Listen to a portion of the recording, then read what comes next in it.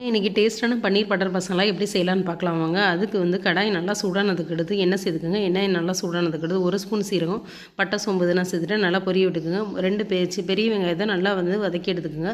3 தக்காளி ஒரு பல்ஸ் விட்டு எடுத்துகிட்டு அதையும் சேர்த்துட்டு நல்லா சுருள வதக்கி எடுத்துக்கோங்க. 1 ஸ்பூன் அளவு இஞ்சி பூண்டு பேஸ்ட்டு சேர்த்துட்டு அதையும் நல்லா வதக்கிக்கோங்க.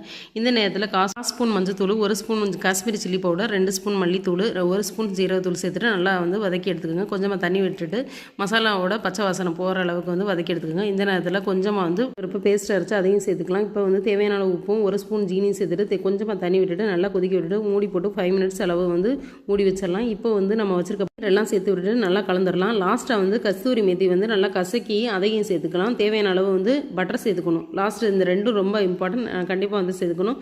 ஃபைனலாக வந்து ஃப்ரெஷ் க்ரீம் ஆட் பண்ணிக்கணும்.